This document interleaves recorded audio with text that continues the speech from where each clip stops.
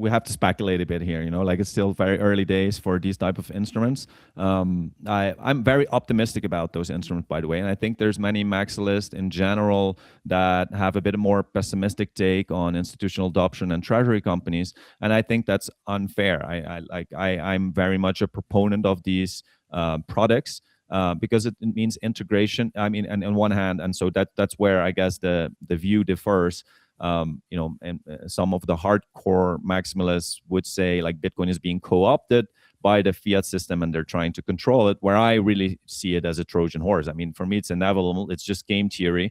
Like we cannot, like Bitcoin succeeding means adoption, and we live in a fiat market. And so naturally we're going to see fiat products coming up within Bitcoin, and so to me that's a positive thing, and Bitcoin needs to be able to sustain like those kind of attacks in a way. If it would be seen as Bitcoin being co-opted by the system. So I'm very optimistic about treasury companies in general. Now, I also think there might be some of the smaller ones that have a bit more risky, that are making more risky bet, but I think strategy is very solid, and some of the others are very solid.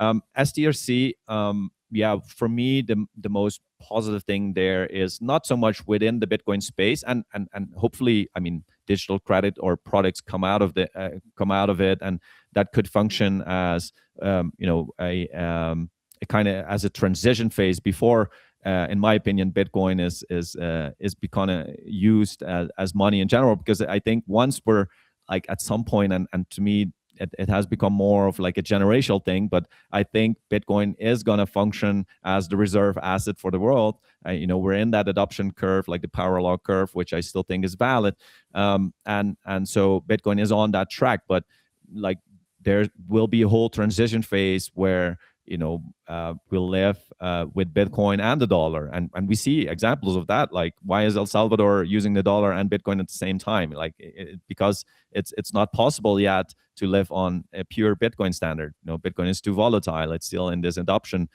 pattern, and so I think these products make sense in such transition phase, much like also.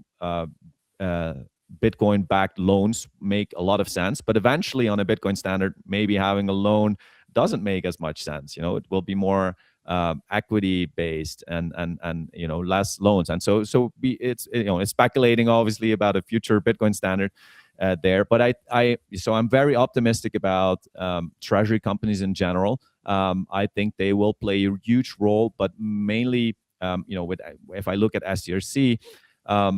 They will tap into the bond market. They allow that trapped capital, to flow and into Bitcoin and have an alternative.